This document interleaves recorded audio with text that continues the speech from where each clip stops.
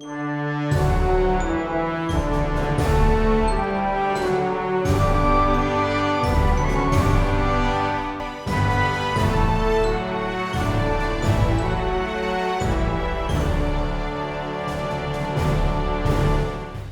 week, we spoke briefly about burials and how they were done with a couple of specific individuals.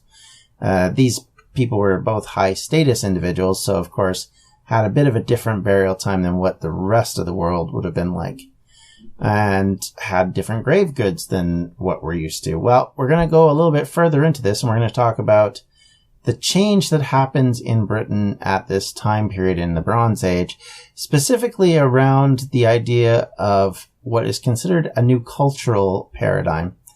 Now, some people say that, especially some experts will tell you that this could be a cultural movement or it could be an actual movement of population, and it's harder to tell, but there does seem to be some verification of both counts.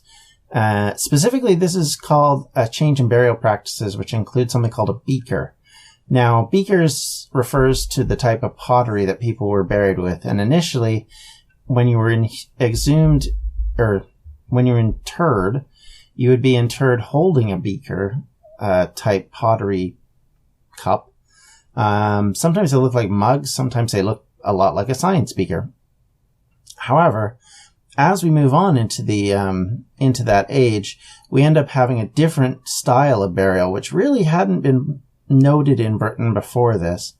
And whether this movement created this, or whether this was something that came about because of necessity, or if there was another reason for it, we don't really know. And that's actually in cremation burials. We see this in a number of cases, that as the Bronze Age moves along, burials then transfer from being simply something where you inter the dead to a ritualization of the dead and how they're actually buried.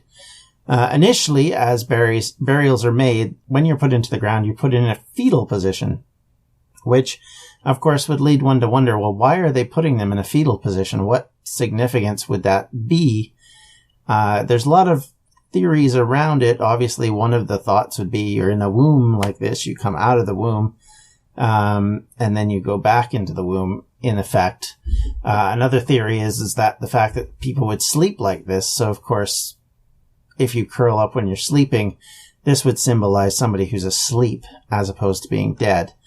And the other thing they would do often is tuck their hands underneath their head. So then not only did you have this person being buried this special way, but then you also put their hands under their head. Again, hearkening back to the idea of being buried, I would say. Right. Now, the next practice that was done, and it continues on from there, is at one point in some parts of Britain and Ireland, and this was actually a popular burial without that, is we move from the megalithic burials with great, huge, massive internment of family members and or tribe members to a burial that is actually just one person, but still is in a way very similar in the megalithic type of burial.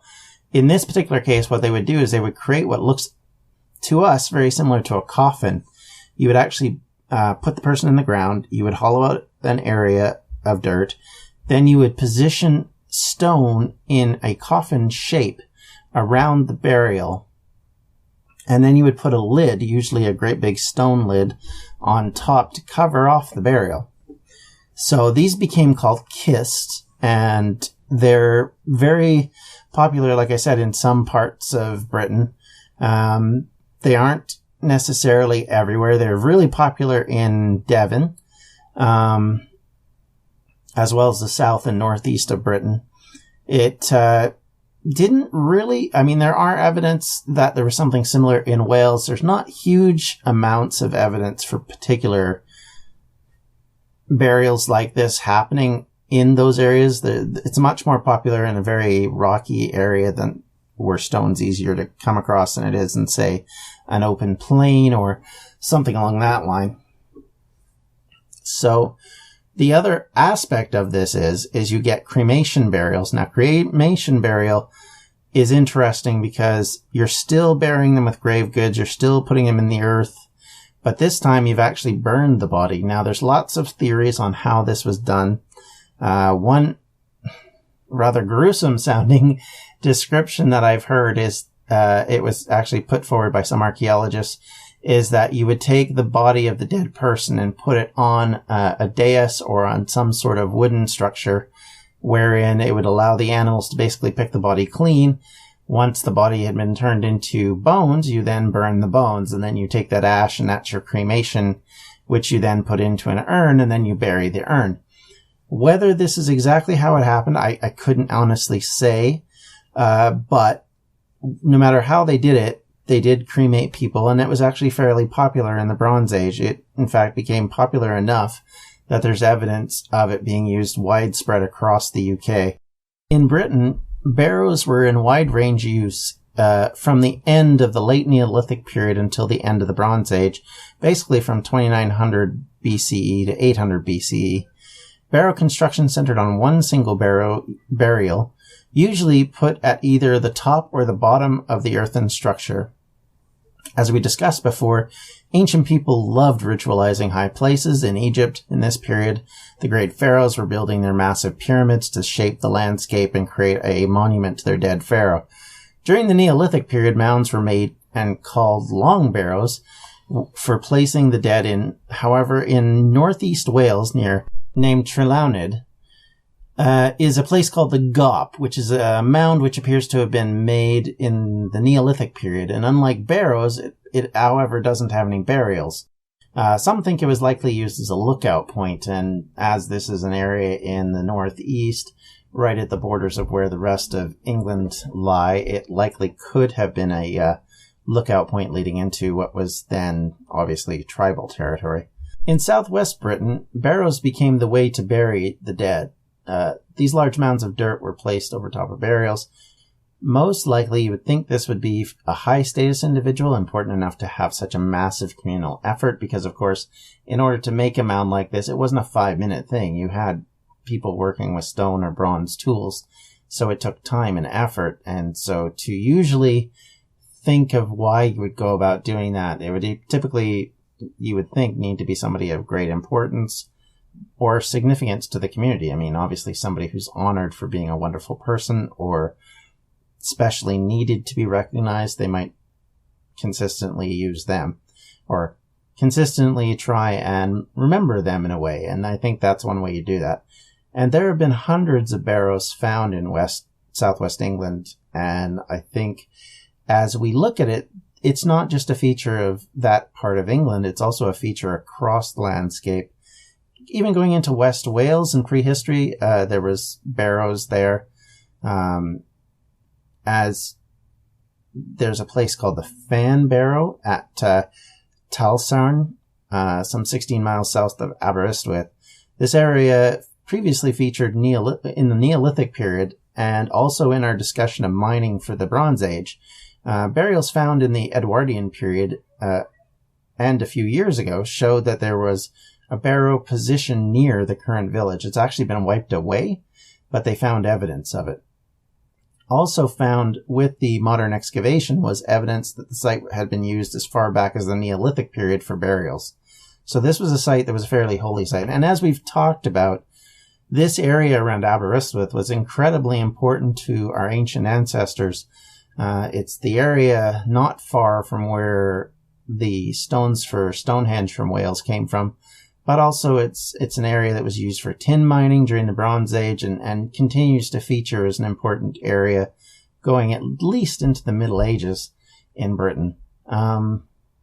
Wales in the coastal and mountain ranges maintained a connection to other people, be it through trade, warfare, marriage, slaves, or other means or cultural practices with other British people, which continued to spread around the island. So just because you did something in one area didn't mean that you couldn't do it in another area. In fact, we find that this is fairly common, that things spread around the island as people make contact with others.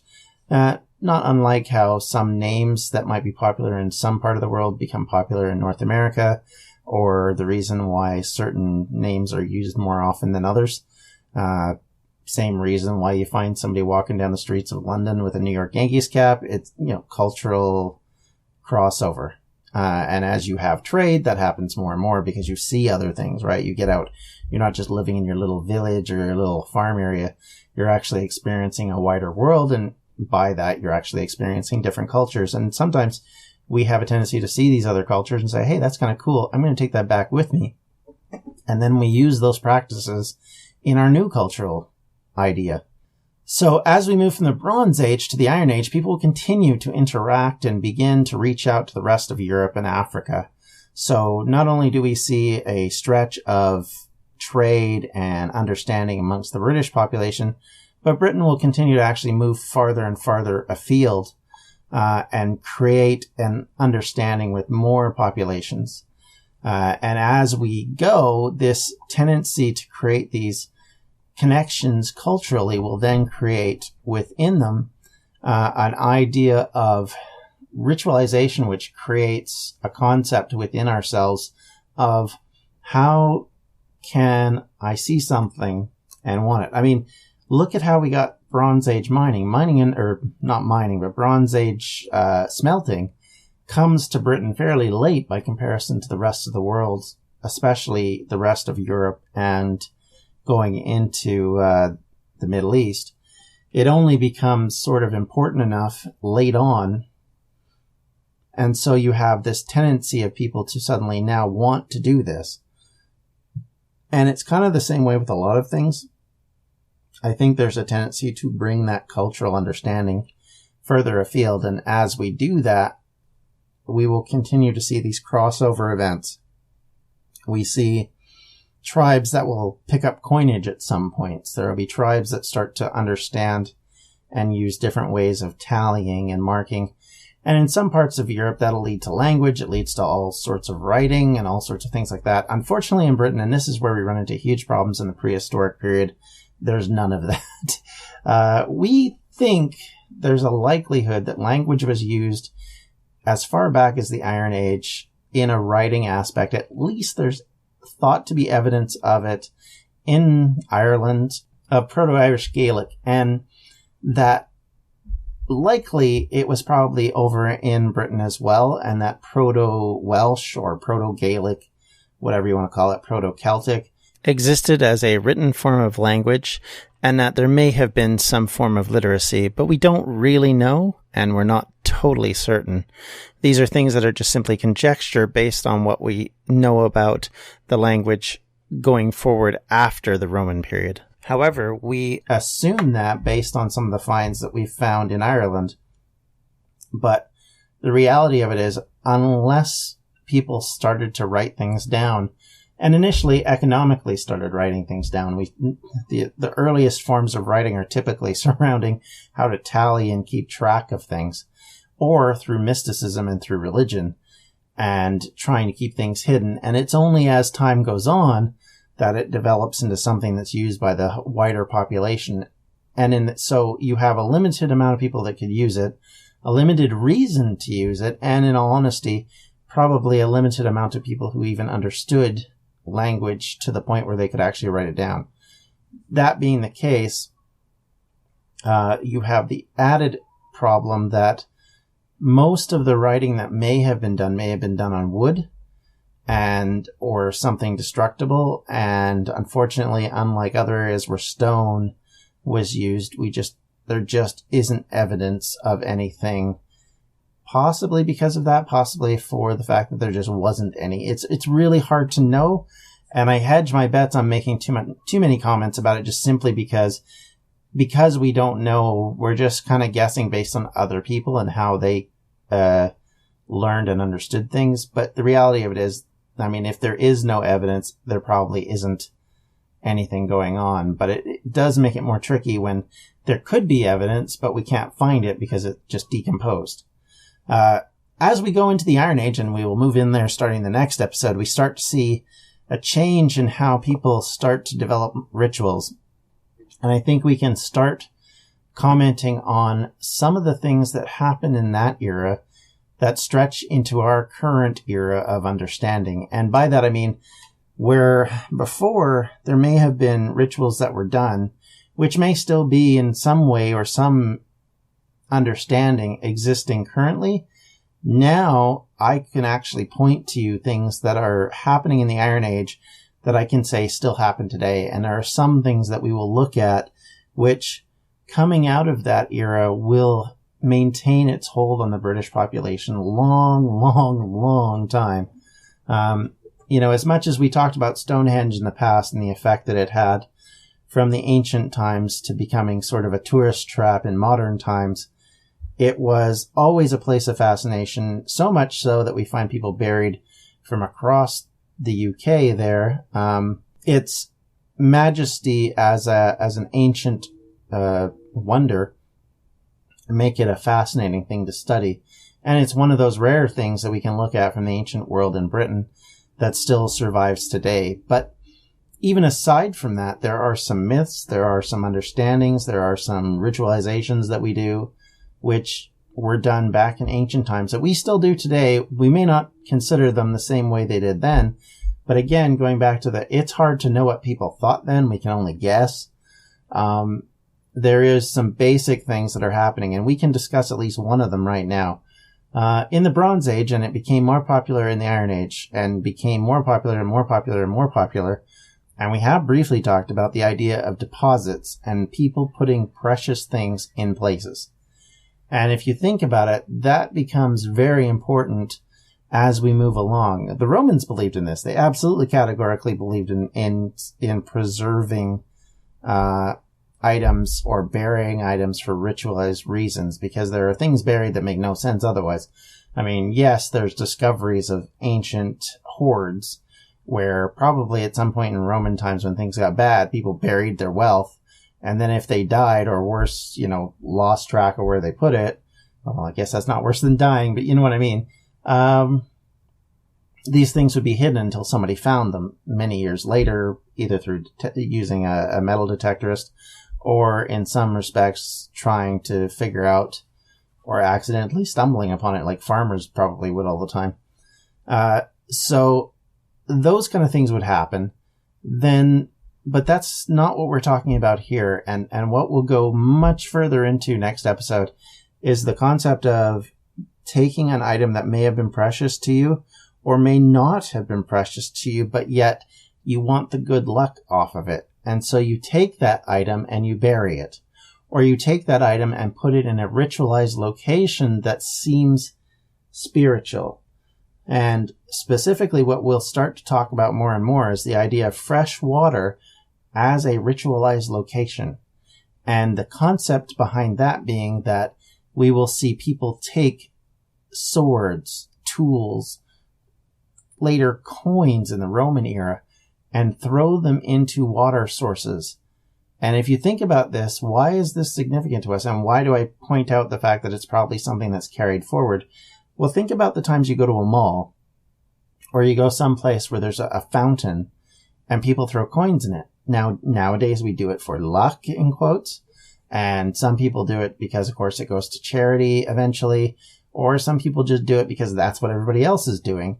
Why are we doing that? Well, I would argue it comes out of this era of taking a valuable or taking something significant and trying to put it into the water for a ritualized reason, be it, and let's be honest, it could also be for the same reasons it is now, which is people are putting it in because others did it. So maybe people are putting it in because of the luck issue, or maybe it's just something everybody did. Maybe it was the big religious deal of the day, so everybody just did that. So they would put swords, they would put coins, they would put all sorts of interesting things into fresh water. Now we're talking about like lakes and rivers. There's a lot of finds of these kind of things being found with no reason for them to be there other than that. And in the Roman period, we'll find that way. They'll bury coins that way. Both in water sources and in the ground. Typically, they used to do that along trackways, which I think is an interesting idea. And they would bury things like denarii, which are very tiny financially coins. So we're not talking about somebody burying their gold. It's usually something that either maybe it may have been broken, may not be significant to them anymore, might be somebody else has given them, like your mom giving you a penny and having you throw it in the fountain. Who knows, right? So we don't completely know why they're doing this, but we can hazard some guess based on some of the things we do and make a supposition as to why that might be. Now, other interesting aspect of this, if you think about stories and legends, well, one of the things that comes out of this whole idea of burying items in the water is the idea of the lady in the lake who gives Excalibur to King Arthur. In that case, a very valuable thing comes out of the water in a story period which supposedly is in a Christian period where there isn't supposed to be this kind of stuff going on of water gods who give you things. But the Lady of the Lake gives him a sword. So there is this concept that likely this is a mythological legend that's come out of a much more ancient past that moves forward into the future. And while the story of the Lady of the Lake comes to us in the Middle Ages and is kind of an invention at some point in the High Middle Ages, we can find evidence of something similar to that in the story of Grendel from the Anglo-Saxon Old English story. So we're talking much earlier than that. So I think there's a concept of gods and goddesses that exist in water sources, and this concept around why there would be these gods and goddesses there and what they would be up to. Obviously, like I said, you can't point directly to current myth or current legends and say, yeah, this is obviously a comparison to what happened in the Bronze Age or whatever. But what you can take from it is you can take that people were trying to understand or trying to describe why they were doing this, as you would. And one would think that it would be a ritualized item, so thus you have to explain it around that. You have to understand it in a ritual. And as we go along, we'll find more and more of this ritual being transferred into something modern. In the case of a lot of deities that we'll learn about as time goes on, they'll be transformed into saints in the early Catholicism of Britain. And there will be this motive and movement of trying to get these pagan gods out of the limelight and into a position where they're acceptable to the Christian faith. And it's interesting to say, I suggest and suspect that that's pretty much what happened with a lot of traditions, wherein they were moved from one tradition to another. Much like when the Romans actually would invade places, often they would adapt the local gods to their gods and basically say, oh, you worship so-and-so, well, we have one just kind of like him, so you can call your water god Neptune or whatever. And so there's that kind of thing going on. And of course, when Christianity comes along, having learned this lesson from Roman religious movement, probably co-opted the idea of saying, well, oh, you have a guy you call a god. Well, he's not a god, he's a saint, or she's a saint. And of course, because you don't have massive, well-written academic documents at the time and a population that can't read, it's a lot easier to kind of feed them stuff like that, and people accept it and they just understand it like that. So then 100 years later, it's not just somebody's idea of trying to merge your pagan god into the Christianity, but rather it becomes Christianity. It has obviously always been that way. The other thing that we find as the Bronze Age comes to an end is that we start to have populations that are growing. I wouldn't say dramatically, but they're growing to the point where they're starting to bump up against each other. They're starting to compete for space. And whenever there's environmental changes, it can cause, if not a full-out collapse, it can create friction amongst various peoples. And that will lead to battles, wars. It leads to all sorts of interesting ideas. And as archaeologists continue to look at it, it becomes apparent to them that this is very much heavily influencing how people maintain their sense of identity and how we come to be, because that conflict amongst them will create a lot of unity amongst those in the conflict, right? Much like in most wars, people become much more patriotic and much more about their country Well, certainly I would think it would be sort of the same way about the tribe. The tribe becomes a whole lot more important when you're trying to save your livelihood or your life. And you want backing and you want that help. So as we move along, like I said, you'll see this continue to be an issue, and it'll continue to grow into the Iron Age, where we will see a change in the way people actually live and how they raise families, farms, and agriculture in general. And the other thing we'll see as the Iron Age begins is the development of trade and how Britain as a whole starts to reach out to the larger world. And next week, we're going to get into the controversial topic in Welsh history and archaeology, and the history and archaeology of the British Isles, which is the origins and evidence of the Celts. And I hope you are able to follow with us on Twitter. We're the Welsh History Pod. We are on Facebook at facebook.com/Welsh History Podcast. And you can also find us on Podbean at welshhistorypodcast.podbean.com and on iTunes, Stitcher, and Google. Thanks a lot. Have a good day. This has been a Distractions Media production. For more information, you can check out everything we do at distractionsmedia.com.